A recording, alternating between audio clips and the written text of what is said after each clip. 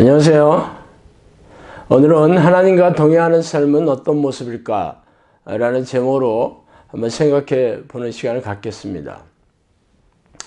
크리스천이라면 누구나 하나님과 동행하는 삶을 꿈꾸고 있습니다. 그래서 어떤 이는 출퇴근할 때 하나님이 옆에 계신 것처럼 하나님이 이제 가시죠? 라고 말하면서 진지하게 행동한다고 합니다. 그러나 하나님이 자신과 함께 있다고 생각하는 것과 실제로 하나님과 동행하는 것은 다릅니다. 솔직히 말해서 허다한 크리스천들이 성령이 자신 안에 거주하고 있다고 믿고 있지만 성령이 내지 않은 증거나 열매가 있는 이들은 별로 없습니다. 말하자면 벌거숭이 임금님처럼 홀랑 벗고 다니면서 훌륭한 옷을 입고 있다고 착각하는 것과 진배가 없죠. 그러나 이 문제는 생각보다 심각합니다. 왜냐하면 예수님은 성령으로 다시 태어난 하나님의 사람이 아니라면 아무도 천국에 들어갈 수 없다고 단호하게 말씀하셨기 때문입니다.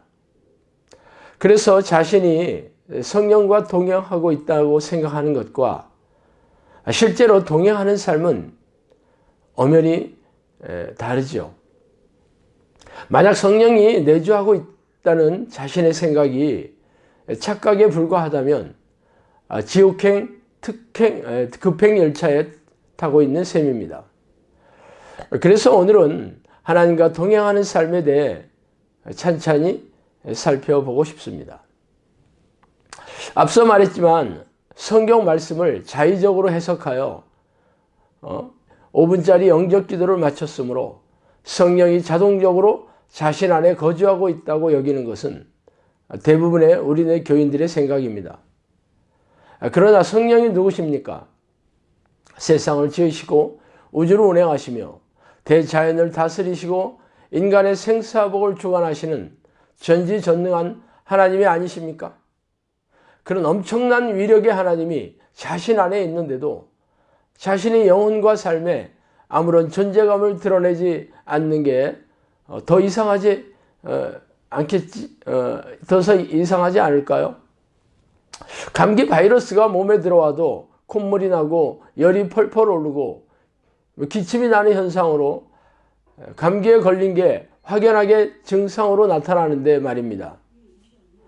고단하고 팍팍한 삶과 건조하고 메마른 영혼의 상태는 대부분의 우리네 크리스천들에게 성령이 없다는 증거입니다. 그렇다면 이미 성령이 자신 안에 계신 것을 애써 확인하고 그분이 자신과 동행하는 것처럼 기괴한 퍼포먼스를 하면서 그렇게 믿으려고 애쓰면서 살아간다면 성령이 동행하는 삶입니까? 적지 않은 크리스천들이 이런 방식으로 자신에게 성령이 내주하고 있음을 확인하려고 애쓰고 있죠. 그러나 성령은 자신에게 계시다는 자기 암시와 자기 확신을 반복한다고 계신 것이 아닙니다.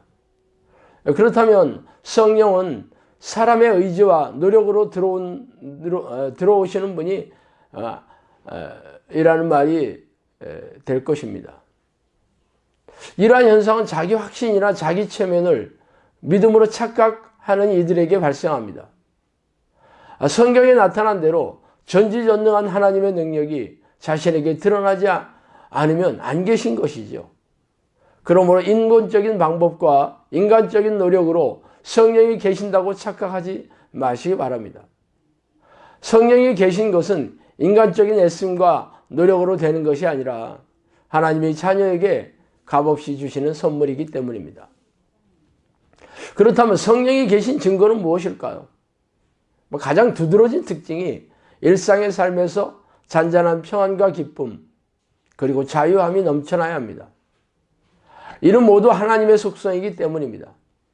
많은 이들이 기도할 때 특히 방언 기도를 하는 이들이 평안을 경험한다고 자신 안에 성령이 있다고 확신하는 증거를 대고 있습니다. 그러나 기도할 때뿐이 아니라 일상의 삶에서 이러한 평안한 상태가 지속되어야 합니다. 그동안 우리네 교회에서는 찬양 집회나 부흥 집회 혹은 통성 기도 때 감정이 격앙된 상태를 성령이 내주하는 증거로 들고 있지만 집에 돌아오면 이내 건조하고 냉랭한 마음의 상태로 되돌아갑니다. 그렇다면 성령은 집회 장소에나 기도할 때만 계시는 분이란 말입니까? 이는 악한 영이 속이거나 개인적인 감정일 뿐입니다. 나이트클럽이나 노래방에 가서 노래를 부르고 춤을 추면 감정이 격앙되어 기분이 좋아지지 않습니까? 그렇기 때문에 이러한 현상을 착각하면 안 됩니다. 두 번째는 전지전능한 성령의 능력이 자신 안에 드러나야 합니다. 많은 이들이 자신의 주관적인 감정과 느낌으로 성령이 내주하고 있다고 확신하고 있습니다. 그러나 성령이 누구십니까? 전지전능한 하나님이 아니십니까? 하나님과 동행하였다고 소개한 성경의 위인들은 죄다 하나님과 친근함을 과시하고 그들의 능력을 삶에서 드러냈습니다. 예수님은 물론 사도들의 사역을 찬찬히 살펴보세요. 그들은 귀신을 쫓아내고 불구를 일으키며 고질병을 고치면서 복음을 전파하고 초대교회를 세워나갔습니다. 그러나 성령이 내주한다고 믿는 우리네 교인들은 무기력하고 무능한 삶을 살아가고 있습니다. 성령이 여러분 안에 들어오신 목적이 무엇입니까? 심심해서 혹은 자신과 사귀면서 무료한 시간을 때우려고 들어오셨겠습니까? 아니죠. 그분은 여러분에게 오시려는 목적은 단 하나뿐입니다. 복음을 전파해서 영혼을 구원하고 하나님의 나라를 확장하기 위해서입니다. 그러므로 여러분 안에 성령이 거주하고 계시다면 놀라운 영적 능력으로 귀신을 쫓아내고 고질병을 치유하며 영혼을 구원하고 하나님의 나라를 확장하고 있어야 합니다. 그러므로 그런 삶을 살고 있지 않다면 여러분 안에 아무도 없는 게 분명합니다. 우리네 교회 주변에 적지 않은 은사주의자들이 여러 신기한 현상과 능력을 보여주면서 성령의 증거임을 제시합니다. 그러나 사람들은 놀라게 하면서 헌금을 거두어 드릴 뿐 영혼을 구원하거나 제자를 양육하면서 하나님의 나라를 확장하지 않습니다. 이는 성령을 가장한 악한 영의 속임일 뿐입니다.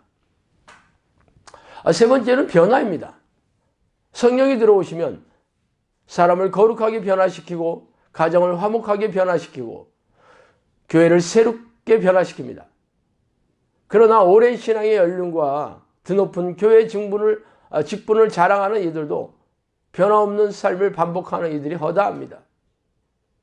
성령의 9가지 열매가 대부분 거룩한 성품을 말하고 있으며 하나님은 성경 곳곳에서 내가 거룩하니 너희도 거룩하라고 명령하고 계십니다. 그러나 부족한 성품에서 거룩한 성품으로 변화하지 못하고 돈과 쾌락을 쫓는 세속적인 인생관에서 하나님께 인생을 바치는 인생관으로 변화하지 않는다면 성령이 계시지 않는다는 증거일 뿐입니다. 그렇다면 어떻게 성령과 동행하는 삶을 살 것입니까? 가장 중요한 것은 하나님을 찾고 부르는 기도의 습관을 들이는 것입니다. 날마다 쉬지 않고 기도하는 것은 당신의 백성에게 바라시는 하나님의 지상명령입니다. 그러므로 쉼없이 하나님을 찾고 그분의 이름을 구하는 기도의 습관이 없다면 하나님과 동행하는 삶은 꿈도 꾸지 마시기 바랍니다.